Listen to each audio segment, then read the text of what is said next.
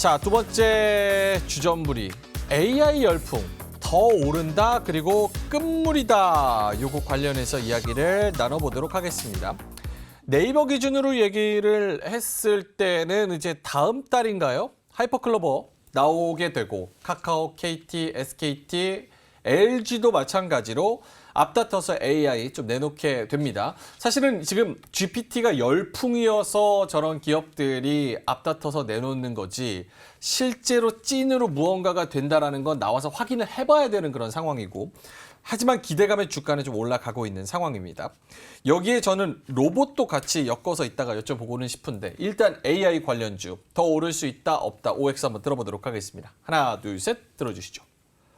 야 오늘 아예 약간 예민하시네. 왜 그러지? 좀 까칠하시네요 오늘. 자 알겠습니다. 김민성 대표님부터 올해 들어주신 이유는요?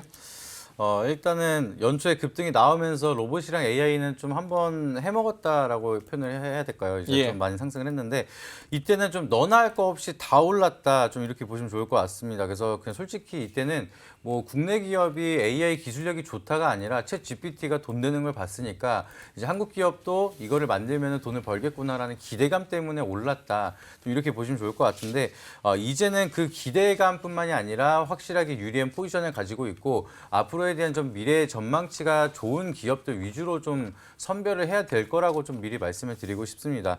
그리고 이제 국내 같은 경우에는 특히 대한민국은 이 AI랑 로봇이 너무나 필요한 나라예요.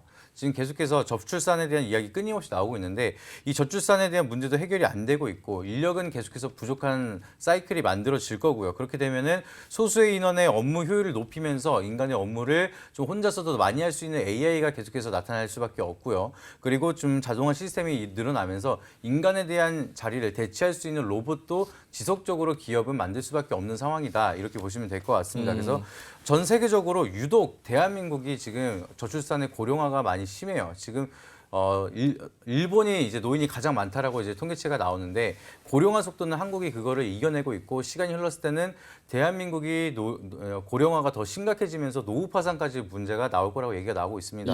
그런 흐름을 보면 결국에는 기업들이 저출산에 대한 문제를 해결하느냐 그럴 수는 없기 때문에 인력이 부족해서 성장을 못하는 그런 리스크만큼은 막아야 돼서 인력을 대체할 수 있는 AI와 로봇 쪽에다가 포커스를 많이 심을 수밖에 없다라고 좀 보시면 좋을 것 같고 지금 생각보다 빠르게 우리 일상생활에 로봇이랑 AI가 침투하고 있습니다.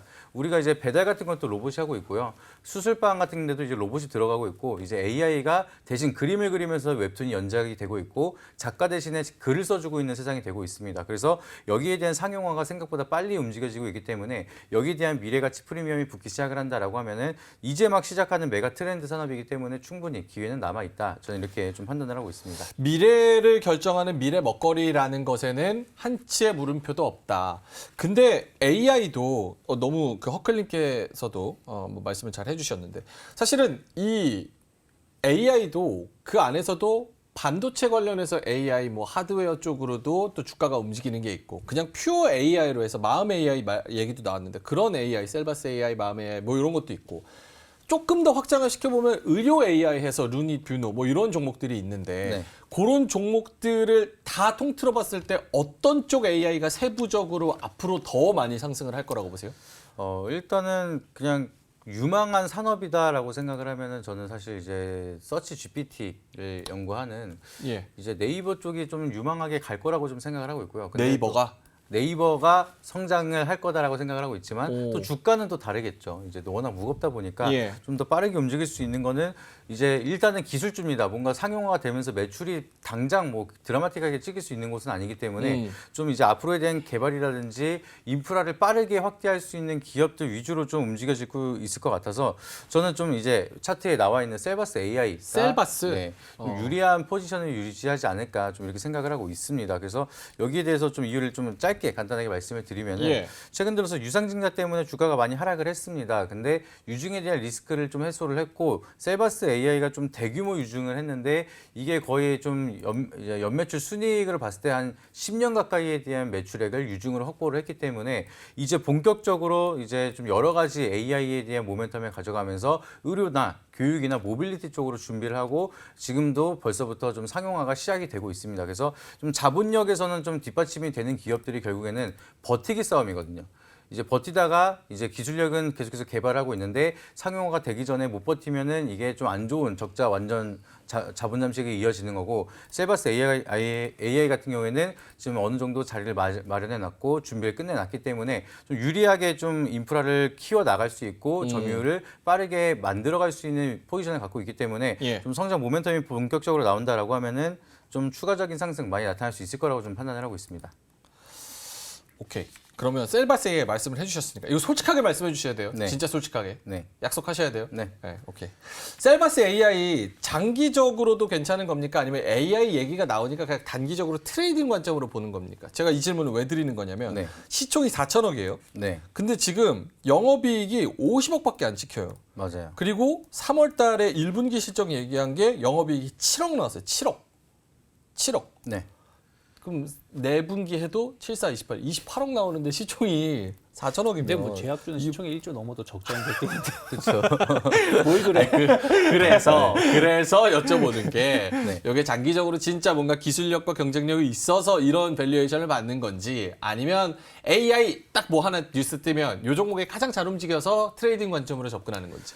사실 셀바스 AI는 좀 트레이딩 관점으로 보는 게 맞을 것 같고요. 뭐 실적을 떠나서 일단은 좀 주가가 잘 움직여지고 있기 때문에 좀 거기에 대한 흐름에서 좀 부각이 될 수가 있기 때문에 예. 좀 셀바스 AI를 말씀을 드린 건데, 아까 제가 앞서 말씀드렸던 것처럼 장기적인 관점으로 봤을 때는 네이버 쪽이 저는 훨씬 더 좋다라고 좀 생각을 하고 있거든요. 그래서 네이버 주주분들 굉장히 많으실 것 같은데 예. 좀 카카오는 계속해서 우회 상장을 하고 있습니다. 투자 포인트가 분산이 되고 이번에 카카오엔터도 또 따로 상장을 한다고 하니까, 그러면 또 AI 쪽으로 카카오 AI가 따로 상장할 수도 있어요. 그러면 주가가 분산이 되면서 성장하기 어려운데, 네이버 같은 경우에는 지금 뭐 온라인 커머스라든지 뭐 AI라든지 메타버스라든지 네이버 하나만 투자하면 다 투자할 수가 있거든요. 그쵸. 그래서 그런 흐름이라든지 지금 앞으로에 대한 빅데이터를 가지고 응용력을 만들어서 AI를 만든다라고 하면은 서치 GPT는 좀 더 빠르게 성장을 할 수 있고 많은 인프라를 키워 나갈 수가 있기 때문에 여기에 대한 좀 기업의 밸류라든지 성장 모멘텀을 봤을 때는 네이버가 좀 가장 유망하지 않나, 좀 이렇게 생각을 하고 있습니다. 요거는 뭐 다른 이야기지만 카카오는 왜 자꾸 그렇게 분할 상장하는 거예요? 안 팔아서. 어? 안 팔아. 제가? 팔게요.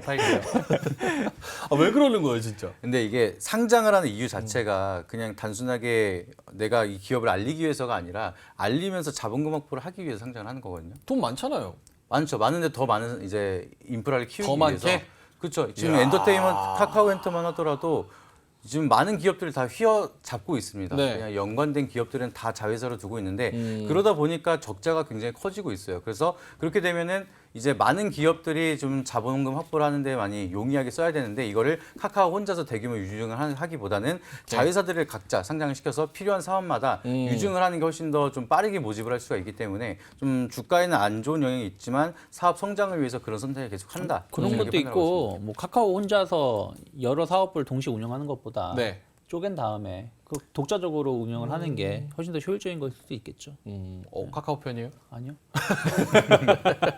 알겠습니다. 요거 짧게만. 그 AI 관련해서 유창희 대표님은 X를 들어주셔서 커멘트를 좀 보수적으로 해주신다면 왜 X로 보시는 건지. 그러니까 이제 이게 만약에 AI 반도체 해서 간다 그러면은 당연히 또 O를 들었겠죠. 어. 네, 근데 이제 오늘은 이제 AI 그냥 챗GPT라든지 이런 AI 열풍이라고 해서 예.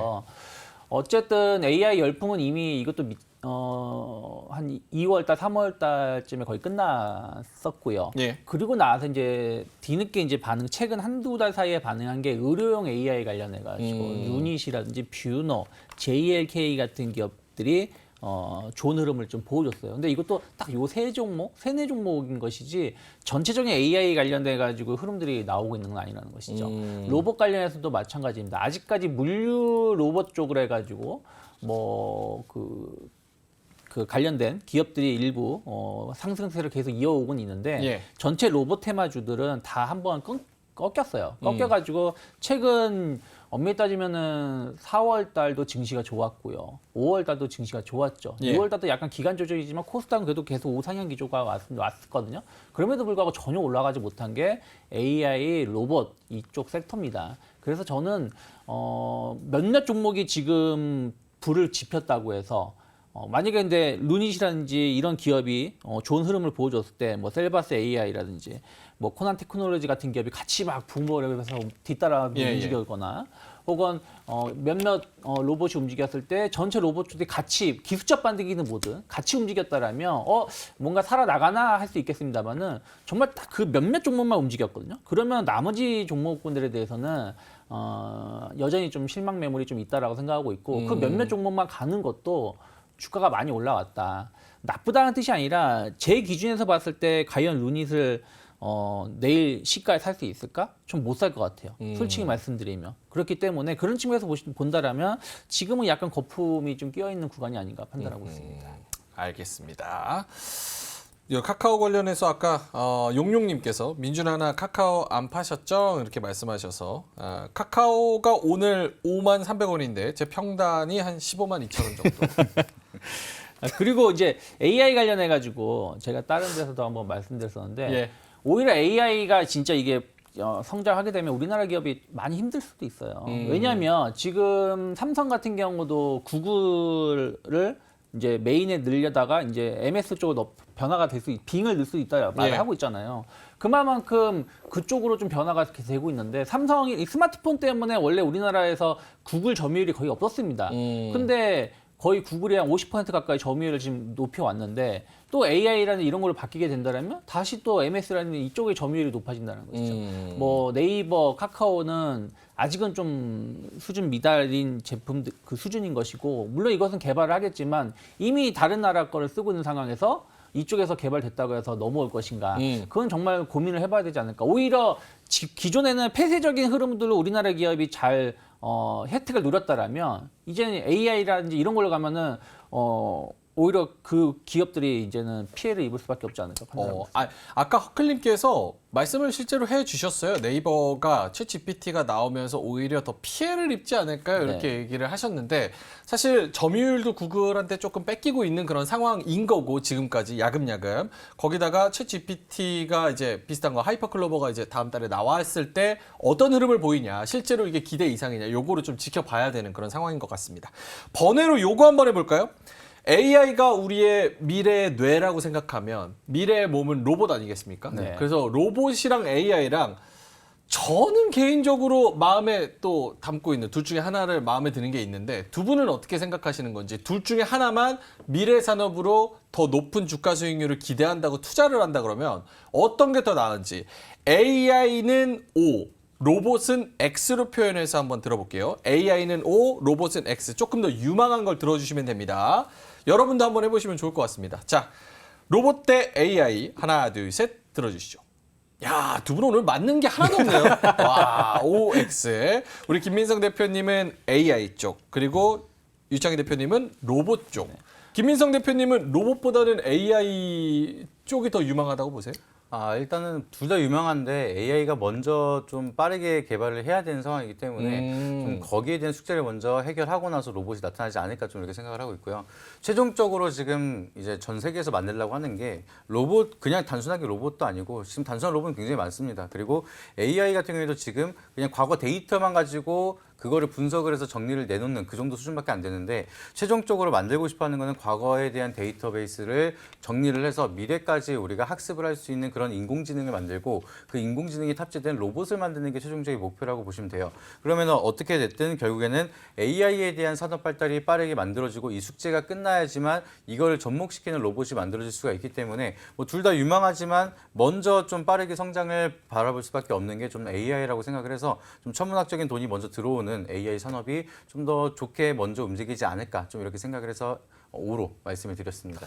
근데 요거는 AI는 우리가 글로벌 경쟁력을 소프트웨어 쪽은 우리가 글로벌 경쟁력 가져가기가 굉장히 어렵잖아요. AI는 또 이미 미국에서 잘하고 있는 중국이나 미국이 또 앞서 있는 그런 상황이고 그렇게 생각했을 때 AI 우리가 실제로 주가나 이런 거 봤을 때 글로벌 정말 절대적 경쟁력을 가질 수 있는 게 있을까? 이런 생각도 좀 들거든요. 근데 저는 이제 이렇게 작은 나라가 이 점유율을 좀 비등비등하게 목표치를 잡는 것 자체가 좀 문제가 있다고 생각을 합니다. 일단은 우리가 지금 시작은 미약하지만 이 점유율을 좀 뺏어가기 위해서 계속해서 기대감이라든지 미래가치 프리미엄이 올라가는 게 좀 주가에 좋은 흐름이 나타날 수가 있고 지금 굉장히 엔터테인먼트도 엄청난 상승을 보여주고 있습니다. 근데 그래봤자 우리나라 글로벌 점유율이 4%밖에 안 나와요. 잘 나와봤자. 오. 일본이 15% 나오거든요. 그리고 그래요? 미국이 30% 나오는데 우리는 고작 4%지만 이제 이거를 돌파하고 올라갈 수 있다라는 기대감 때문에 주가가 크게 상승을 하고 있는 건데 AI도 마찬가지로 우리가 뭐 전 세계 점유율을 다 가져올 거다라고 기대하는 투자자분들은 한 명도 없을 거라고 생각을 합니다. 그렇기 때문에 여기서 얼만큼 선방을 하면서 앞으로 얼마나 좋은 성적을 보여주고 계속해서 좋은 흐름을 만들어낼 거냐 여기에 대한 게 주가가 반영이 되기 때문에 그런 투자 포인트를 잡고 본다라고 하면은 아직까지는 우리가 주가 상승은 남아 있지 않을까 좀 이렇게 좀 말씀을 드리도록 하겠습니다. 알겠습니다. 일본이 그런 그 음악 시장에서 15%나 차지해요? 네, 이게 엑스제팬 이후로는 전혀 들어본 적이 없는데 와 높네요. 언제적 사람이. 알겠습니다. 자 그러면 유창희 대표님은 X 로봇 쪽을 들어 주셨으니까 네. 저는 조금 이제 약간 시각이 좀 반대인 개념이 예. 뭐냐면 엄밀히 따지면 AI는 화이트 컬러 그리고 로봇은 블루 컬러 쪽이잖아요. 결국엔 지금 화이트 컬러 쪽 시장보다는 블루 컬러 쪽 노동력이 제일 부족한 상황이에요. 지금 우리나라 같은 경우도 지금 인력이 없다고 그러잖아요. 미국도 마찬가지고.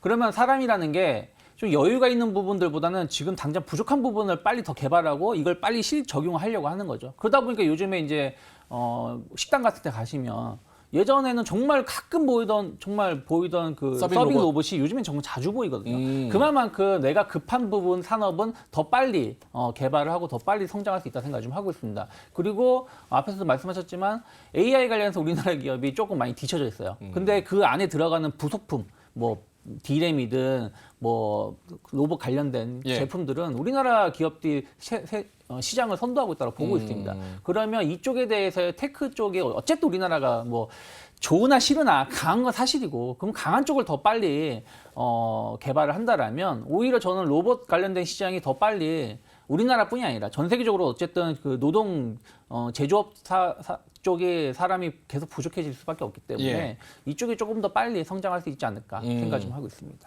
요거는 사실은 논쟁하는 게 관점의 차이인 게 그쵸. 몸이 중요한가 아니면 뇌가 중요한가 요 얘기이기 때문에 사실은 둘 다 굉장히 중요합니다. 근데 어떤 거를 더 유망하게 보시는지 해서 이야기를 나눠봤습니다.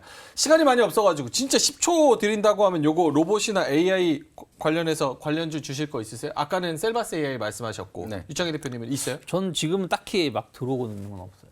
비싸서 아니면은 기술력이나 아직은 기술력이 아니라 좀 비싼 것도 있고 조금 가격 조정이 조금 나올 수 있지 않을까 좀 아하. 판단하고 있습니다. 알겠습니다. 그래서 그래서 만약에 아까 말씀드린 반도체 쪽을 본다라면 뭐 서버형 반도체 예를 TLB라든지 예.